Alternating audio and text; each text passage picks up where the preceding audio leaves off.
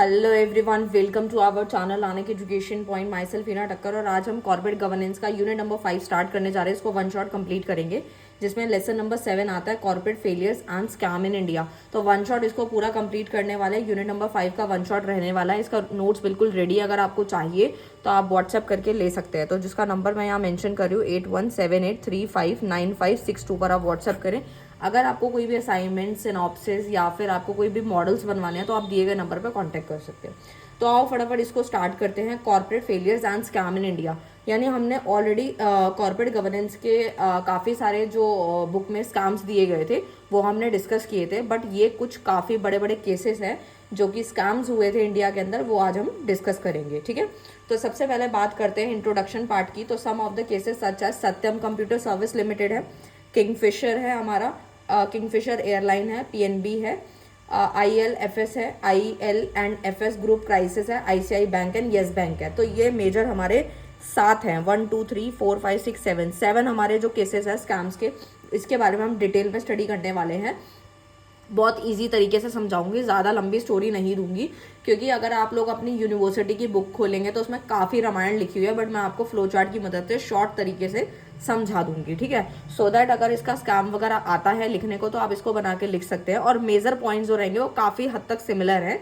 ठीक है, फेलियर्स वगैरह के तो वो तो आप बना के भी लिख सकते हो। ठीक है, तो इस तरीके से था। दे रिविल मोर, मतलब यहाँ पे बताया गया है कि काफ़ी सारे फेलियर, जो 7 फेलियर्स हैं कॉर्पोरेट गवर्नेंस इन इंडिया के अंदर, वो हमने डिस्कस करने हैं। They reveal more serious governance problem regarding the management of fraud, management of fraud कह सकते हैं, और काफ़ी सारा रिस्क वगैरह है और बहुत सारे इन्होंने फ्रॉड्स किए थे और वो हम डिस्कस करेंगे। तो सबसे पहला हम डिस्कस करने वाले हैं सत्यम कंप्यूटर सर्विस लिमिटेड को। ठीक है, तो इसकी स्टोरी को हम एक बार जान लेते हैं कि इसके अंदर कौन कौन जो है किस तरीके से था।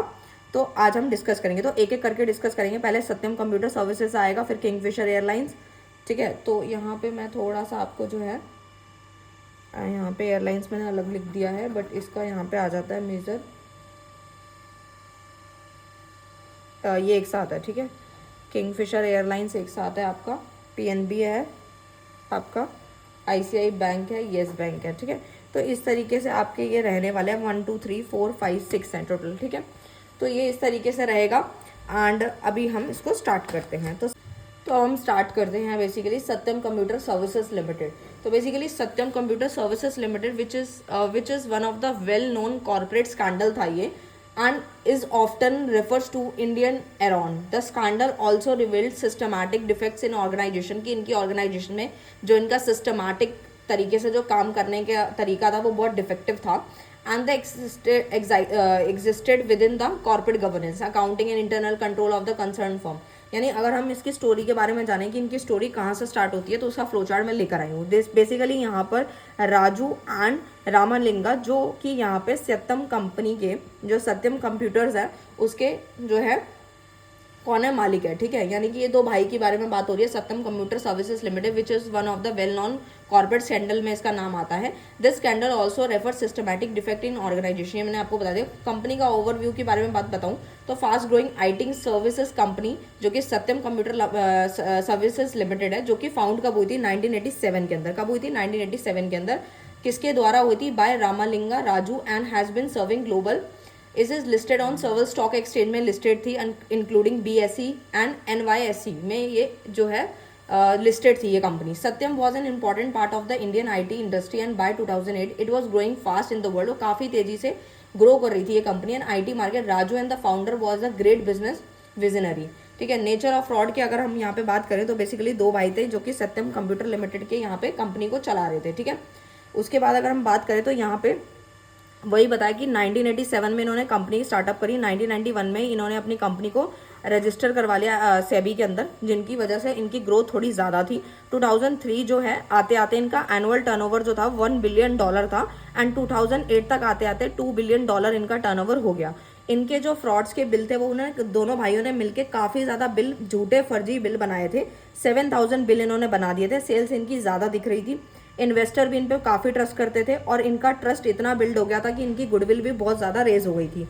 और ये क्या करते थे, अपने प्रॉफिट को बहुत ज़्यादा बढ़ा रहे थे। एक्चुअल अगर 10 रुपये लगाते तो, मतलब एक्चुअल की बात करें कि अगर ये 10 रुपये कमा रहे हैं तो अपने जो भी रिकॉर्ड्स है उसमें ये 100 रुपये दिखाते थे, यानी 10x की स्पीड से ये अपनी चीज़ों को शो कर रहे थे। गुडविल इनकी बहुत बढ़िया थी, रेपुटेशन काफ़ी हाई थी, 300% इनकी शेयर की वैल्यू हो चुकी थी क्योंकि इनकी गुडविल काफ़ी अच्छी थी और ये बिना सोचे समझे जो शेयर होल्डर थे इनकी कंपनी में पैसा लगाना पसंद करते थे। तो इस तरीके से कुछ है। नेचर ऑफ फ्रॉड की बात करें तो scandal was confessed by the mister Ramalinga Raju in January, ठीक है। तो इसके बाद की अगर हम बात करें नेक्स्ट पेज पे मैं इसका फ्लो चार्ट और कंटिन्यू करके लेकर आई हूँ। जैसे 1987 में यहाँ पे रामालिंगा राजू की अगर बात करें तो उसके बाद की जर्नी बताइए। 1991 में सैबी में ये लोग एज अ रजिस्टर्ड हुए। 2003 के अंदर $1 बिलियन हुआ। 2008 के अंदर इनका जो इनकी टर्नओवर थी वो कितनी दिख रही थी, $2 बिलियन की, ठीक है। शेयर वैल्यूज़ मैंने आपको अभी ऑलरेडी इसके बारे में बता ही दिया है, ठीक है। तो इस तरीके से हो रहा था। तो नेचर ऑफ फ्रॉड के बारे में बात करें, the scandal was confessed by the, और ये जो स्कैंडल था, जो घोटाला था, वो किसके द्वारा कन्फेस किया गया, मिस्टर रामालिंगा राजू का कन्फेस किया 2009 में, when he started the financial reports of Satyam for many years. He said that more than rupees 7,136 crore यानी अबाउट $1 बिलियन की इनकी जो फिक्सटिशियस एसेट थी that were recorded in Satyam balance sheet में इन्होंने दिखा रखी थी। Raju revealed the share holder that the company declare asset were fake. तो उन्होंने डिक्लेयर कर दिया राजू ने कि जो हमारी कंपनी के अंदर एसेट हमने शो करी थी वो बिल्कुल ही फेक है, ठीक है। And the profit is over estimated, उनका प्रॉफिट भी बहुत ओवर एस्टिमेटेड था। Cash reserve of ₹5,040 crore were not real, और जो 5,400 है करोड़ का जो प्रॉफिट था वो भी बहुत ज़्यादा फेक था, रियल नहीं था। इस तरीके से इन्होंने कन्फेस कर दिया कि इस तरीके से हमने धोखाधड़ी घोटाले करे हैं कि एसेट की वैल्यू ज़्यादा कर दी और आपके जो प्रॉफिट्स हैं वो भी बहुत ज़्यादा ओवर एस्टिमेटेड थे। Raju letter of confession indicate that accounting manipulation started as a small cumulative bouncing over the performance market expectation but gradually increase ही। तो बैंक स्टेटमेंट की बात करें, ओवरेज की बात करें, इन्वेस्टेड कैश बैलेंस की बात करें, तो ये बिल्कुल ही हर चीज़ में झूठा दिखा रहे थे, शो कर रहे थे अपने आप को, ठीक है। तो इस तरीके से अब इनके आगे की स्टोरी की बात करें तो इन्होंने डे बाय डे ये लोग अपनी लैंड वगैरह भी बाय कर रहे थे। देन आफ्टर क्या होता है, 2009 में ऑडिट कमेटी जो है, रामालिंगा जो है वो कन्फेस कर देता है कि उन्होंने कुछ घोटाले करे हैं, एसेट को फेक शो करा है और ये जो इनका टर्नओवर है वो भी इन्होंने यहाँ पे प्रॉफिट जो है वो झूठा शो किया था जो कि 7,136 करोड़ का था, ठीक है। तो बेसिकली 2013 जो कंपनीज एक्ट से पहले के घोटाले हुए थे, ठीक है। तो इसी वजह से कंपनीज एक्ट आया था और ये 7 साल की इनको जेल भी हुई है क्योंकि इन्होंने कन्फेस खुद ही कर लिया था कि इन्होंने एसेट्स भी काफ़ी ज़्यादा ओवर एस्टिमेटेड, प्रॉफिट भी इनका ज़्यादा दिखाया हुआ था, एसेट्स भी इनकी फेक थी। तो इस तरीके से कंपनीज एक्ट जो है वो बाद में आता है क्योंकि ये 2009 की आसपास की स्टोरी है। उसके बाद इनको 7 साल की जेल भी हुई, ठीक है, और काफ़ी सारे रूल्स एंड रेगुलेशंस भी आए, ठीक है, जो कि मैं आपको पढ़ के बता रही हूँ, ठीक है। बाकी ये पूरी स्टोरी आपको समझ आ गई होगी, बस एक छोटा सा समझ लो, फिर मैं आपकी बुक से रीड आउट करके इसको समझा दूंगी।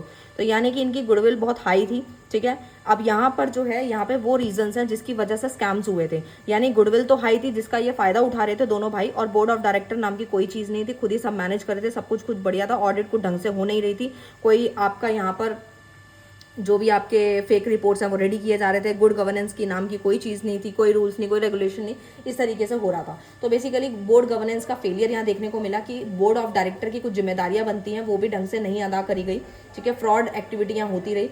Missing supervision from independent director, यहाँ पर जो सुपरविजन था वो भी, निगरानी रखने की जो चीज़ें होती थी वो भी यहाँ पे नहीं होती थी क्योंकि बीओडीज अगर काम करे तो उसको चेकआउट करना होता है, गवर्नमेंट ने उसको चेक करे या कुछ रिपोर्ट सही तैयार हो, तो बाकी सारे घोटाले इनके टाइमली नहीं पकड़े गए। आगे चल के इन्होंने खुद ही कन्फेस किया तो इनका पकड़ में आया इनका घोटाला। ऑडिटर इन्वॉल्वमेंट भी इनका जो था बहुत ही लैकिंग थी। Approve the company account quietly without raising any concern, ठीक है। तो इस तरीके से यहाँ था deficiency of external auditor to identify the fraud, raise concern on the audit process. तो इस तरीके से था। इंटरनल कंट्रोल भी बहुत वीक था इनका, रेगुलेटरी ओवरसाइट भी इनइफेक्टिव था। यानी कि when Satyam was a company listed in stock exchange, regulatory bodies such as Securities and SEBI of the stock exchange did not recognize the financial statement of the company. ये सेबी तक इनका जो झोल है वो नहीं पकड़ पाई थी, लेकिन जब इनका कन्फेस हुआ तब जाके धीरे धीरे ऑडिट कमेटी जो है वो उनको पता लगता रहा और ये काफ़ी सारी चीज़ें इनके घोटाले सामने आ गए। तो investigation of Raju intention and the confession, जैसे इन्होंने अपनी सारी चीज़ें बताई, फिर दोबारा इनके अकाउंट्स वगैरह चेक किए गए, सारी चीज़ें बताई गई, तो इनको 7 साल की जेल जो है सुनाई गई। और अभी के रूल्स रेगुलेशन बहुत टाइट है जिसकी वजह से आपको सज़ा काफ़ी ज़्यादा मिलती है। और ये 2013 एक्ट में काफ़ी सारी चीज़ें डिस्क्लोज हुई जिसकी वजह से अब जो है कोई भी घोटाला करेगा तो उसको रूल्स एंड रेगुलेशन पता होंगे, तो वो सोचेगा, डरेगा कि मेरे को ये घोटाले नहीं करने चाहिए, ठीक है। इस तरीके से था। उसके बाद आप इसको रीड आउट कर सकते हैं, ठीक है। और अगर आपको ज़्यादा नहीं पढ़ना तो आप कंक्लूजन वगैरह पढ़ लेना, तो आपका बढ़िया रहेगा, ठीक है। तो उसके बाद मैंने यही वाले पॉइंट्स आपकी बुक में दिए हुए हैं, अब बाकी आप पढ़ सकते हो। बोर्ड इंडिपेंडेंस, जैसे यहाँ पे लेसन लर्न एक बार समझ लो कि आपने सत्यम स्कैंडल से क्या चीज़ें लर्न की हैं। तो भाई बोर्ड इंडिपेंडेंस होना चाहिए। The board of director must be given freedom to keep a check on the management, ठीक है। They should evaluate the merit of the proposal. मैं इंग्लिश में भी बोलूँ क्योंकि अगर कोई दूसरी कंट्री का बच्चा देख रहा है तो वो भी समझ पाए। तो बेसिकली हमारा जो बोर्ड की जो इंडिपेंडेंस है वो यहाँ होनी चाहिए, थोड़े बहुत वो अपने डिसीजन फ्रीली खुद भी ले सके।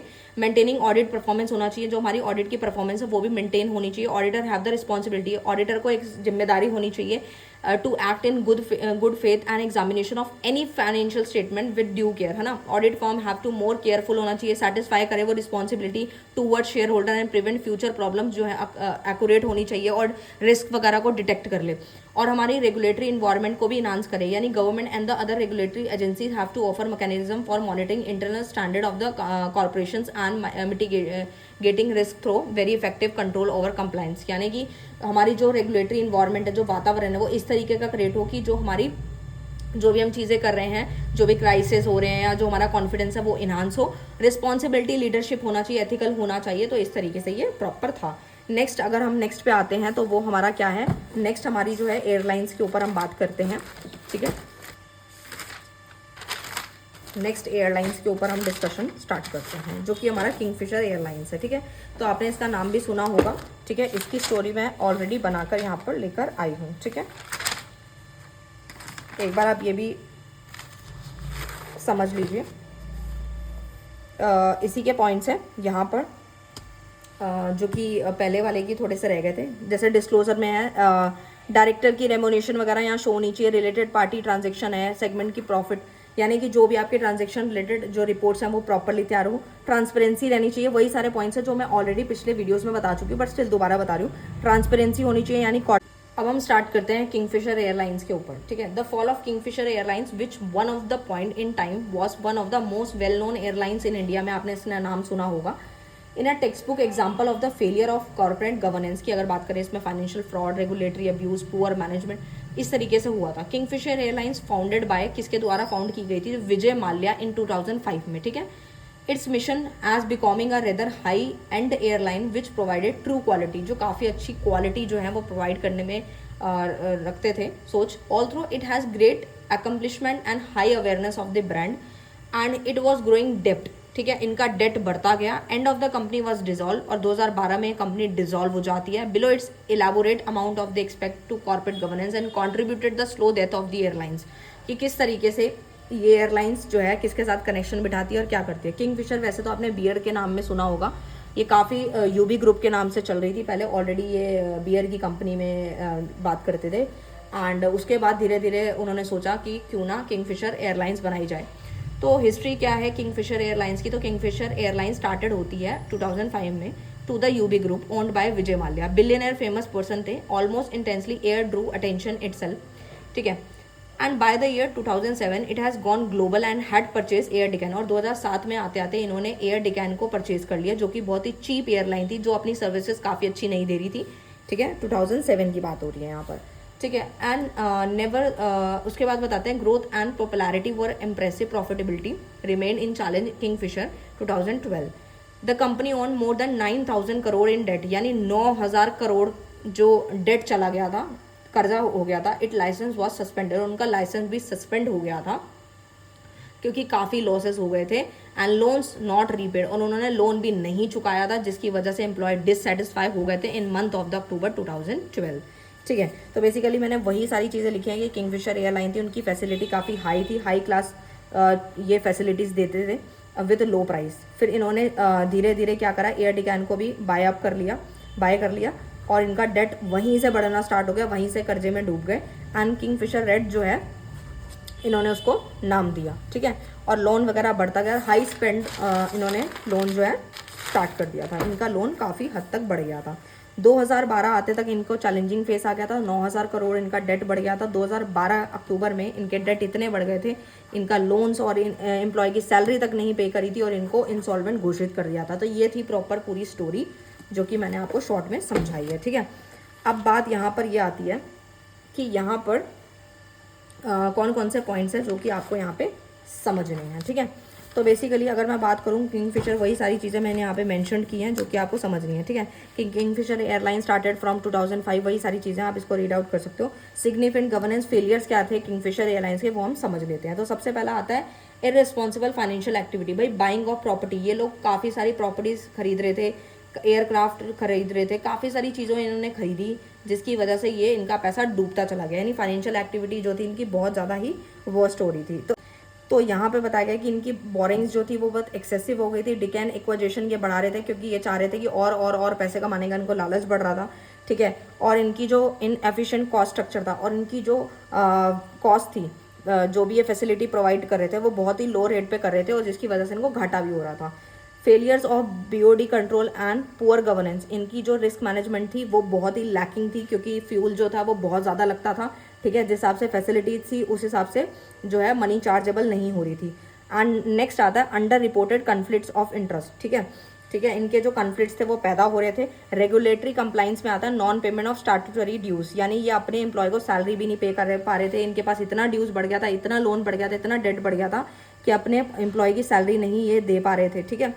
तो एयरक्राफ्ट जो फ्यूल है वो हो गया, या फिर क्रू मेंबर को सैलरी नहीं मिल पा रही थी, मिसमैनेजमेंट हो रहा था, इंटरेस्ट वगैरह भी खत्म हो रहा था, फंड जो था, बिजनेस जो था हमारा वो प्रोसीड नहीं कर पा रहा था, यानी कि जो पर्सनल फंड है वो भी जेब से जा रहा था, ठीक है। तो इस तरीके से दिक्कतें यहाँ बढ़ रही थी, ठीक है। आई होप आपको क्लियर है। नेक्स्ट पे आ जाती हूँ मैं। नेक्स्ट आता है ऑपरेशनल मिसमैनेजमेंट, यानी कि यहाँ पर क्या हो रहा था, इंटरनेशनल एक्सपेंशन वो करना चाह रहे थे, एम्प्लॉयमेंट एंड लेबर का भी मिसमैनेजमेंट हो रहा था। Role of lender and the facility regulator में क्या हो रहा था, lack of due diligence by bank, ठीक है।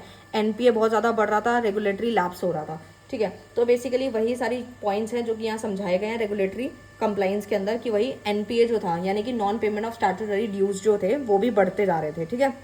मिसमैनेजमेंट ऑफ लोन हो रहा था, ये आपको मैंने अभी समझाया, ठीक है। और एनपीए यानी कि नॉन परफॉर्मिंग लोन्स जो होते हैं, NPA when the airlines defaulted on it's payment, यानी कि जब एयरलाइन डिफॉल्ट कर जाती है अपने पेमेंट्स में तो किंगफिशर लोन बिकेम एनपीए, तो वो लोन जो था वो क्या बन गया, एनपीए बन गया। The bank were only left with the unregistered debt with cost them great financial losses, उनको काफ़ी लॉसेज से गुजरना पड़ा। Lack of due diligence by bank, it was very few years ago that public sector bank gave out billion of rupees loan to the Kingfisher line, यानी public sector bank ने billion of rupees का loan Kingfisher airlines को provide किया, which was already in trouble financially, had very weak credit, और उन्होंने उधार ना चुकाने की वजह से काफ़ी दिक्कतें देखी और उनको अब फिर बाद में लोन भी क्या ही मिलेगा क्योंकि ऑलरेडी उन्होंने इतना ले लिया था। रेगुलेटरी लैप्स में क्या बताया गया, regulatory bodies such as DGCA and RBI were slow in responding towards the financial trouble in Kingfisher, जिस हिसाब से उन्होंने ये इस तरीके के घोटाले देखे, इस तरीके की दिक्कतें देखी और लॉसेस देखे 9,000 करोड़ के, तो उन्होंने जो आरबीआई है इन्होंने भी इनकी जो ट्रांसपेरेंसी है, डिसऑनेस्टी की वजह से, क्राइसिस की वजह से, इनकी जो आगे चल के इनको जो लोन लेना था उसमें भी इग्नोरेंस दिखाई, ठीक है। तो इस तरीके से था यहाँ पर जो मैंने आपको बताया। तो विजय माल्या की क्या रिस्पॉन्सिबिलिटी यहाँ बनती थी वो एक बार हम समझ लेते हैं। Vijay Mallya who is the chairman and owner of the Kingfisher airline was key player in the governance failure, ठीक है। गवर्नेंस फेलियर के अंदर इनका रोल। नेक्स्ट आता है आपका लीगल प्रोसीडिंग्स, ठीक है। After the Kingfisher Mallya was sued by several bank former employ other creditor companies as well as 2016, यानी उनके जो जितने भी यहाँ पे वर्कर्स थे, एम्प्लॉय थे, सबको यहाँ पे क्या कर दिया, सस्पेंड कर दिया गया, स्यू कर दिया गया, क्योंकि सब वो उसी के साथ मिले हुए थे। Effect of the collapse with Kingfisher airline, यानी बैंक के लॉसेस बहुत बढ़ गए, ठीक है। और कॉन्सिक्वेंस ऑफ माल्यास की अगर हम बात करें तो उसमें क्या है, उसमें यही बताया जाता है कि for server year his dispute with the law, उनका जो डिस्प्यूट है वो लॉ के साथ काफ़ी चल रहा था और उनके काफ़ी घोटाले यहाँ पे पकड़े गए हैं, ठीक है। तो लेसन लर्न क्या होता है किंगफिशर एयरलाइन से, तो आपको 4 पॉइंट याद रखने हैं, ठीक है। यहाँ लिखे हुए हैं मैंने, आप इसका स्क्रीनशॉट ले सकते हो, मैंने फ्लो चार्ट बनाया है, ठीक है। क्या क्या लेसन हम यहाँ लर्न कर सकते हैं, ठीक है। तो वही lesson learn from the collapse of Kingfisher airline, सबसे पहले तो फाइनेंशियल मैनेजमेंट इज क्रिटिकल, यानी कि जो हमारे आपके एक्सपेंसेस हैं, डेट वगैरह, उसको अच्छे से मैनेज करना होता है। ये नहीं कि आप यहाँ पे सिर्फ फ़ायदा दिखा रहे हो, नुकसान कुछ नहीं दिखा रहे हो, तो आपका एक मैनेजमेंट प्रॉपर होना चाहिए, यानी financial management is critical. Cost budgeting करना, कॉस्ट कंट्रोल करना, ये सारी चीज़ें। रेगुलेटरी कंप्लाइंस में क्या होता है, रेगुलेटरी कंप्लाइंस में बोला गया है कि आपके इलीगल वर्क जो है वो नहीं होने चाहिए। इसी तरीके से 2013 एक्ट बनाया गया सो दैट विसल ब्लोअर एक कंपनी में होना चाहिए जो कि गलत चीज़ों को आवाज़ उठाएगा, तो आगे अवॉइड किए जाएंगी ये प्रॉब्लम्स या घोटाले। ऑपरेशनल एफिशिएंसी में आता है आप लोगों का कि it is important to manage operation with involve fleet and maintenance scheduling to provide dependency to the customer. कि भाई अगर आप कंपनी चला रहे हो तो अपने ये नहीं कि आप सिर्फ कस्टमर का फ़ायदा सोचोगे, आपको हर एक चीज़ को मैनेज करना है प्रॉपरली, यानी ऑपरेशनल एफिशिएंसी होनी चाहिए कि अगर आप 2 रुपये लगा रहे हो, अगर आप कोई काम कर रहे हो तो उसकी इफेक्टिवनेस भी दिखे। लीडरशिप एंड गवर्नेंस में आता है कि जो भी आपके एडिक्वेट मैनेजमेंट है, पॉजिटिव गवर्नेंस स्ट्रक्चर होना चाहिए सो दैट आपकी डिसीजन मेकिंग फैसिलिटेट करे एंड ऑर्गेनाइजेशन में जो भी दिक्कतें आने वाली वो ना आए। आई होप आपको क्लियर है। बाकी अंदर के पॉइंट्स काफ़ी ज़्यादा, ये जो आपके लेसन लर्न है या फेलियर्स हैं ये तो आप काफ़ी खुद बना के भी लिख सकते हो, अंदर का कोई दिक्कत नहीं है, ठीक है। नेक्स्ट पे आ जाते हैं हम, जो कि हमारा केस है पीएनबी हेस्ट का, ठीक है। One of the most significant banking fraud in India इसको बोला गया है, जो कि पंजाब नेशनल बैंक फ्रॉड था। आप सोचेंगे पंजाब नेशनल बैंक के साथ भी फ्रॉड हुआ है? जी हाँ हुआ है। This event raise concern regarding the corporate governance, risk management, regulatory supervision. वही सारे पॉइंट्स बार बार आते हैं कि इनका सीजी अच्छा नहीं है, मैनेजमेंट अच्छा नहीं है, रिस्क मैनेजमेंट अच्छा नहीं है, सुपरविजन में दिक्कतें हैं, लैकिंग है, ये सारी चीज़ें बार बार देखने को मिलती हैं। तो बेसिकली आपकी जो स्टोरी स्टार्ट होती है वो कहाँ से होती है वो मैं बताती हूँ। तो big bank fraud in India PNB है। अब बात ये घोटाला कहाँ से स्टार्ट होता है तो वो आपको थोड़ा समझ लेना है, ठीक है। तो यहाँ पे क्या बोला है, Nirav Modi and his associates traded over 11,400 crore यानी यूएस डॉलर की बात करें तो $2 billion through false transaction, a scheme that became a subject to attention towards the beginning in the year 2018. The case also pointed out the structural deficiency. Background की बात करूँ मैं, अगर मेन मुद्दे की बात करूँ तो वो है it was revealed that plan was carried out, Nirav Modi के द्वारा यह प्लान क्रिएट होता है। इस अंकल मेहुल चौकसी along with employee of Punjab National Bank who conspired with some of the bank official and the scam revolved around, ये scam इसी के आगे पीछे घूमता रहता है, ठीक है।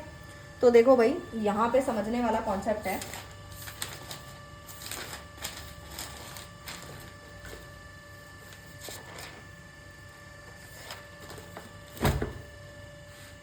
तो यहाँ पर ये जो फ्रॉड है उसके बारे में बात हो रही है, ठीक है। तो इसका जो एक बार हम स्ट्रक्चर समझ लेते हैं किस तरीके से। तो बेसिकली नीरव जो मोदी हैं बेसिकली वो फॉरेन जाते हैं, वहाँ पे इंडिया की ब्रांच में जाते हैं, पंजाब नेशनल बैंक की ब्रांच में जाते हैं और बोलते हैं कि 120 करोड़ का जो उनकी हाउस की वैल्यू है और उसके बदले उनको जो है यहाँ पे लोन प्रोवाइड कर दिया जाए, ठीक है। उनके घर की प्रॉपर्टी के कागज़ जो है वो यानी कि लेटर ऑफ अंडरटेकिंग जो है वो इशू कर दिया जाता है और उनको उनके घर के मुताबिक उनको 100 करोड़ का जो है लोन जो है मिल जाता है, ठीक है।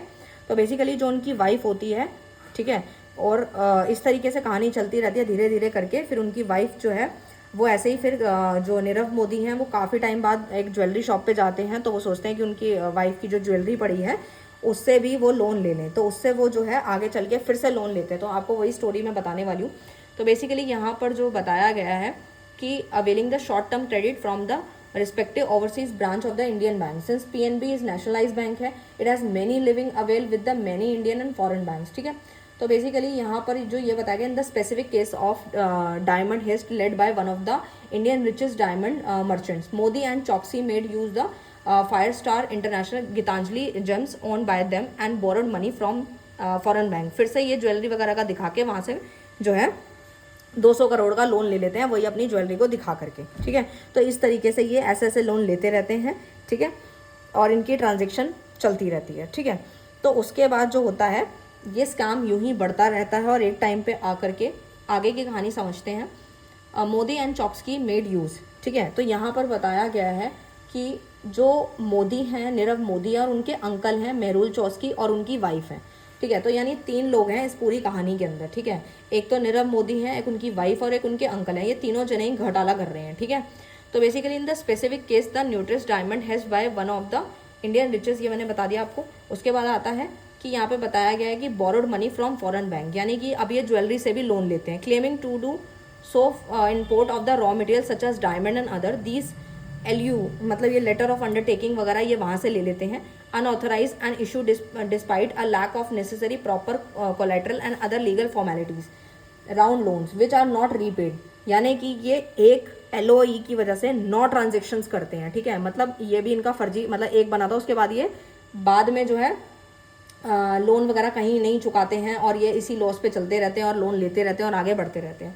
तो PNB हैज़ की गवर्नेंस फेलियर की बात करूँ तो वो किस बारे में बात करता है, तो वो यही बोलता है कि इफेक्ट क्या पड़ा कोलैप्स ऑफ किंगफिशर कोलैप्स पे। तो सबसे पहले तो है बैंक लॉस, इतना इतना लोन लेते गए हैं, इतना लोन लेते गए हैं कि बैंक भी लॉस में आ गया। तो अब हम बात कर लेते हैं कुछ की यहाँ पे गवर्नेंस की गवर्नेंस फेलियर के बारे में, की गवर्नेंस फेलियर्स के बारे में, ठीक है। तो बेसिकली यहाँ पे बताया गया है कि कोल्यूजन एंड फ्रॉडेंट्स के बारे में बताया गया है कि यहाँ पर lack of collateral and credit limit थी, ठीक है। तो बेसिकली यहाँ पर जो था फेक लोन्स वगैरह की सीरीज चल रही थी। इन्होंने जो है Nirav Modi firm utilise LUA obtain from overseas bank and Allahabad bank, Axis bank, Union bank, State bank, इन्होंने इस तरीके से LUA दिखा दिखा के इतने इतने लोन लेते गए और आगे ये बढ़ते रहे।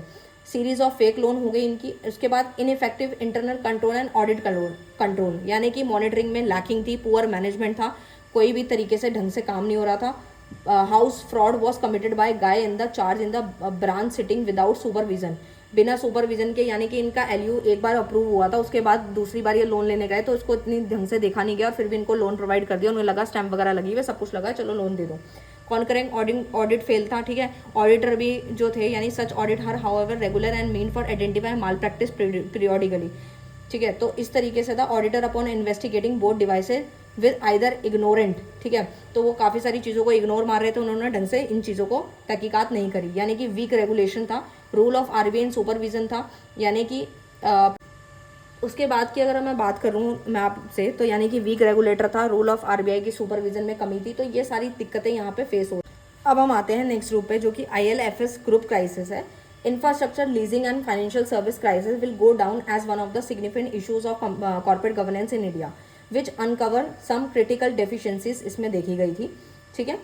अब इसके अंदर क्या होता है, IL&FS collapse occurred in the year 2018 was huge डेप्ट में आ गई थी, जो कि ₹91,000 crore approx $12 billion defaulted which sent shock waves in almost every sector में। शॉकिंग था ये सबके लिए, क्योंकि ये इतना ज़्यादा डेट हो चुका था कंपनी का। एंड यहाँ पे बताया गया है कि it highlighted the terrible shortcoming corporate structure risk monitoring, ठीक है। फाइनेंशियल स्टेटमेंट इसका काफ़ी लो था, इस तरीके से था। तो यहाँ पर जो स्टार्टअप होती हैं चीज़ें, वो कहाँ से होती हैं, आप इसके बैकग्राउंड को समझ लो। ये स्टैब्लिश होती है 1987 के अंदर। IL&FS was initially sponsored by central financial institution such as central bank of the India as well as the housing development finance, यानी HDFC, Unit Trust of India UTI. At time Wendt was transformed large infrastructure financing and development companies with about 347 subsidiaries, associate and joint venture, यानी कि ये 347 तो इसकी सब्सिडीरीज थी, ठीक है। And ये किस पे वर्क कर रही थी, बेसिकली जॉइंट वेंचर है, road, energy, water, urban infrastructure project पे ये काम करती थी। एंड इस तरीके से ये चल रहा था। तो इसका फैक्टर ऑफ गवर्नेंस फेलियर क्या रहा, तो देखो भाई पहले ये समझ लो यहाँ पे क्या क्या घोटाले हुए हैं। तो सबसे पहले तो ये क्या करती थी, लॉन्ग टर्म लोन वगैरह प्रोवाइड करती थी, यानी कि छोटे छोटे चीज़ों से, छोटे छोटे इंस्टीट्यूशन से जो है इन्होंने पैसा उठाना और लॉन्ग टर्म के लिए आगे देते रहना, और यही प्रोसेस इनका चलता रहता था। और उनसे ब्याज लेते रहना और जिन्होंने से लिया उनको आगे रिटर्न करते रहना। तो यानी होती है पेरेंट कंपनी, एक सब्सिडरी कंपनी। तो सब्सिडरी कंपनी क्या करती है, फंड को इकट्ठा करती है और पेरेंट कंपनी तक पहुंचा देती है, और फिर वही पेरेंट कंपनी क्या करती है, लॉन्ग टर्म के लिए इन्वेस्ट कर देती है और अच्छा खासा कमाती है। तो इसी तरीके से ये प्रोसेस चलता रहा। तो फैक्टर ऑफ गवर्नेंस फेलियर्स क्या रहे इसके अंदर, सबसे पहला excessive leverage and poor financial management. इनका फाइनेंशियल मैनेजमेंट बहुत ही पुअर था, ठीक है। कंपनी हैड इनकर्ड हैवी डेप्ट to pursue these long term infrastructure project which most of the time cost over run and get delayed, ठीक है।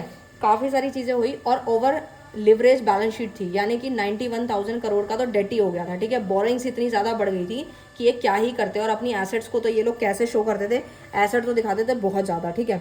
High cost of financing इनकी आती थी, क्योंकि ये यहाँ से पैसा लेके उधर, उधर से इधर, ये इनका बर्डन चलता रहता था, ठीक है। फाइनेंशियल इरेगुलरिटीज़ थी यहाँ पर, यानी कि जो आपकी congressional investigator did not know about the efforts, the company avoided the financial distress for several year. काफ़ी टाइम से ये लोग अपने डिस्ट्रेस को इग्नोर करते जा रहे थे, ठीक है। फेलियर्स थे काफ़ी सारे इनके। लैक ऑफ रिस्पॉन्सिबिलिटी, वही सारे पॉइंट्स है कि इनकी रिस्पॉन्सिबिलिटी में लैकिंग थी। मैनेजमेंट ऑफ रिस्क में अनसफिशिएंट था ये। पुअर गवर्नेंस था। इंटरेस्ट कन्फ्लिक्ट ऑफ इंटरेस्ट बहुत ज़्यादा बढ़ गए थे। Aggressive expansion, due diligence, conflict of interest, वही सारे पॉइंट्स हैं, बार बार वही रिपीट हो रहे हैं। तो अब बना के लिख देना, ठीक है। अब मैं आपको इसके ऊपर महाभारत दूंगी, फिर आप सोचोगे मैम बहुत ज़्यादा हो गया, ओवर हो गया, क्योंकि ऑलरेडी सिलेबस बहुत है। नेक्स्ट पे आ जाते हैं ICI पे। आईसीआई बैंक की फिर से कहानी सुन लो, यहाँ पे क्या बोलती है, यहाँ पे 3 लोगों के ऊपर कहानी टिकी हुई है। एक होती है मिसेस चंदा कोचर, इनके हस्बैंड होते हैं दीपक कोचर, एंड एक पर्सन है जो कि इनका बेसिकली इनके एज अ फ्रेंड है, जो कि हैं वेणुगोपाल दूत, ठीक है। तो बेसिकली जो वेणुगोपाल दूत है उसकी एक कंपनी चल रही थी वीडियोकॉन ग्रुप नाम से, जो कि बहुत ही ज़्यादा डाउन जा रही थी, ठीक है। तो जो मिसेस चंदा कोचर होती हैं वो सीईओ होती हैं आईसीआई बैंक की, ठीक है। तो बेसिकली इनकी कंपनी डूब रही होती है तो इनको पैसा चाहिए होता है, तो वो एज अ फ्रेंड इनको जो है लोन अप्रूव कर देती हैं 3250 करोड़ का, ठीक है। और उन्हें पता है कि रिटर्न में नहीं मिलेगा क्योंकि कंपनी ऑलरेडी डूब रही होती है। तो इस तरीके से कहानी चलती है, ठीक है। तो ये लोन वगैरह चलता है और बदले में कुछ यहाँ पे कुछ रिश्वत दी जाती है, जो कि वेणुगोपाल दूत जो है उनके हस्बैंड को रिश्वत के तौर पे 64 करोड़ रुपीज़ दे देती है, ठीक है। तो इस तरीके से कुछ कहानी चलती है और ये किस तरीके से घोटाला चलता है वो हम समझेंगे, ठीक है। तो बेसिकली यहाँ पर ये समझाया गया है कि ICI bank corporate governance crisis were initially the result of conflict of interest, ठीक है, lending as well as the regulatory failures of CEO Chanda Kochhar. अब यहाँ पे ये बताया जाता है की गवर्नेंस फेलियर्स के बारे में बताया जाता है कि आईसीआई बैंक क्यों फेल कर जाता है, ठीक है। तो बेसिकली कन्फ्लिक्ट्स क्या अराइज होते हैं, इंटरेस्ट लैक ऑफ डिस्क्लोजर होता है, डिसीजन मेकिंग ढंग से नहीं होती है, ओवरसाइट बाय बीओडी यानी कि जो भी एक्शन लेना होता है बहुत डिले हो जाता है, इन्वेस्टिगेशन ढंग से नहीं हो रही, लैप्स इन रिस्क मैनेजमेंट यानी कि लैंडिंग पे लैंडिंग हो रही है, हाई रिस्क ऑफ लोन बढ़ता जा रहा है, क्रेडिट रिस्क को एस्टिमेट नहीं किया गया, role of external auditor regulation में आता है लैक ऑफ ऑडिटर सिक्योरिटी यानी कि ऑडिटर की सिक्योरिटी में भी लैकिंग देखने को मिलती है, कमी देखने को मिलती है, लैक ऑफ एथिकल लीडरशिप यानी विसल ब्लोअर भी देखने को नहीं मिलता। तो यानी कोई भी एविडेंस यहाँ पे जल्दी से नहीं। अब यहाँ बात करते हैं lesson from the ICI bank crisis, यानी कि आईसीआई बैंक के क्राइसिस से हमें क्या लेसन सीखने को मिला। तो सबसे पहला आता है इंपॉर्टेंस ऑफ एथिकल लीडरशिप, यानी कि जो भी कन्फ्लिक्ट है, कोई भी सिचुएशन है, वो पहले डिस्कस होगी सो दैट ही उसको जो है एनालाइज करने के बाद ही उसको आगे फर्दर प्रोसीड करा जाएगा। नेक्स्ट आता है बोर्ड अकाउंटेबिलिटी। बोर्ड अकाउंटेबिलिटी में आता है कि जो भी आरबीआई के जो स्टैंडर्ड सेट किए गए हैं वो हर बैंक उसको फॉलो अप करेगा, ऐसे अपनी मर्जी नहीं चलाएगा, और अगर किसी को लोन अप्रूव करना है तो वो ऐसे नहीं कर सकता, ठीक है। तो बेसिकली यहाँ पर बीओडी का मैनेजमेंट भी प्रॉपर टाइमली क्वार्टरली चेक होगा। उसके बाद आता है कन्फ्लिक्ट ऑफ इंटरेस्ट, यानी कि प्रॉपर यहाँ बताया गया कि इंटरेस्ट वगैरह जो होगा वो कन्फ्लिक्ट वगैरह में दिक्कतें जो होती हैं वो नहीं होनी चाहिए, बैंक के ब्याह पे ही आपको लोन मिलेगा, कोई भी लोन ऐसे ही पास नहीं होगा, चाहे वो फ्रेंड्स रिलेटिव ऐसे किसी को भी लोन अप्रूव नहीं करना, क्योंकि ये स्कैम की वजह से, इस घोटाले स्कैंडल की वजह से आरबीआई ने ये गाइडलाइंस जो है वो निकाल दी थी। एंड स्ट्रॉन्ग विसल ब्लोअर होना ही चाहिए आपकी कंपनी में, सो दैट आपके घोटाले ना हो, आगे चल के दिक्कतें ना हो, फ्रॉड ना हो, डेट ना बढ़े, इस तरीके से, ठीक है। तो ये था पूरा का पूरा कंप्लीट आईसीआई बैंक क्राइसिस, जिसका मैंने लेसन भी आपको समझा दिया, फेलियर्स भी समझा दिए। अब लास्ट है आपका येस बैंक, बस इसको समझना है, उसके बाद आपकी कहानी यहीं समाप्त हो जाएगी। तो बेसिकली येस बैंक को समझ लेते हैं कि अब हम बात कर लेते हैं येस बैंक के बारे में। तो येस बैंक जो है वो 2 पर्सन के द्वारा चलाई जाती है, जिसके सीईओ कौन है, एक तो राणा कपूर है, एक अशोक कपूर है। और जो राणा कपूर है वो मेन पर्सन है यहाँ पे इस कंपनी के स्कैंडल में। तो बेसिकली जो राणा कपूर है वो काफ़ी educated person, as a professor भी वो काम कर रहे थे और एमए ग्रेजुएशन वगैरह भी उन्होंने करी हुई थी, और 1970 के आसपास उनकी कुछ कंपनीज वगैरह भी थी, बट स्टिल उन्होंने अशोक कपूर के साथ मिलकर यहाँ पे कुछ कंपनी को 2003 में चलाया, और उन्होंने सोचा कि हम काफ़ी ज़्यादा ग्रोथ करेंगे, इस तरीके से काम करेंगे कि हम ज़्यादा से ज़्यादा प्रॉफिट्स कमाएं। तो इस तरीके से था, और 2004 आते तक इनकी जो बैंक था वो 5th लार्जेस्ट बैंक में ये काउंट होने लगे, ठीक है। 2005 में इन्होंने बैंक का एक्सपेंशन किया, लोन वगैरह काफ़ी पास कर देते थे, ये अपने शेयर्स वगैरह ये जनता को दे के उनसे मनी वगैरह लेके फिर आगे डिस्ट्रीब्यूट करके, इस तरीके से इनकी कहानी चलती रहती थी, ठीक है।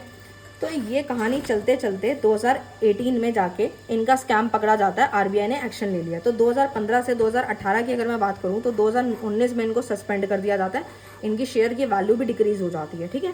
और कन्फ्लिक्ट वगैरह बहुत ज़्यादा राइज हो जाते हैं। रीजंस क्या है, फिर से वही है, मैनेजमेंट का कन्फ्लिक्ट था और ये अपने तौर तरीके से सोच रहे थे, कोई गाइडलाइंस नहीं मान रहे थे, ऑडिटर का कुछ रोल नहीं था, इस तरीके से यहाँ पे दिक्कतें देखने को मिल रही थी।